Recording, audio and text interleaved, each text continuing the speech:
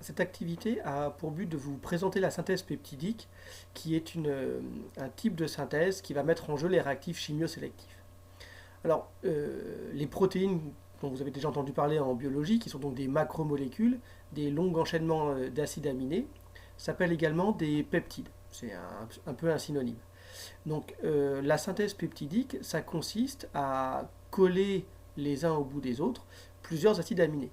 Alors, on va d'abord s'intéresser à essayer d'assembler deux acides aminés. Donc, les acides aminés, on les a aussi déjà rencontrés. Ce sont des molécules qui possèdent le groupe amino, NH2, de la fonction amine, et puis le groupe carboxyle, COOH, de la fonction acide carboxylique. Alors, lorsque l'on met ensemble un acide carboxylique et une amine, eh bien, il peut y avoir une réaction entre ces deux espèces chimiques pour former un amide avec le groupe fonctionnel CONH, qui est remarqué ici en introduction, avec au passage élimination d'une molécule d'eau.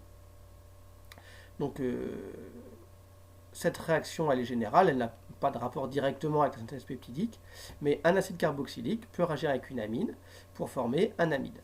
Et c'est justement le groupe amide que les chimistes appellent donc groupe amide, eh bien les biologistes appellent ce groupe-là une liaison peptidique, d'où le nom de peptide. Le RCONHR' qui apparaît ici, c'est un peptide. Alors la question qu'on peut se poser, c'est qu'est-ce qui se passe si on met ensemble, en solution, un acide aminé glycine et un acide aminé alanine. Donc votre activité vous indique qu'on peut obtenir 4 molécules. Donc j'ai essayé d'écrire ici les 4 réactions pour que vous voyez bien ce qui peut se passer. Donc le COH, la fonction COH de la glycine peut réagir avec la fonction amine NH2 de l'alanine pour former le peptide qu'on appellera GlyAla. Hein, ça, gly, c'est le réduit de glycine, ALA, c'est la forme réduite de alanine. Ça donne le peptide donc GlyAla. On voit que la fonction peptidique, ou le groupe amide pour un chimiste, s'est formé ici, avec au passage élimination de la molécule d'eau. Ça, c'est le peptide d'intérêt qui est présenté ici dans votre document. Mais ça pourrait être plutôt la fonction COH de l'alanine qui va réagir avec la fonction NH2 de la glycine pour donner l'autre peptide à la gly. On reconnaît encore bien sûr la fonction amide ici au milieu de la molécule. Mais si les molécules sont mélangées ensemble, ce qu'on oublie assez souvent, c'est que une molécule de glycine peut réagir avec une autre molécule de glycine. La fonction COH d'une glycine peut réagir avec l'amine d'une autre glycine, pour former cette fois-ci le peptide gly-gly.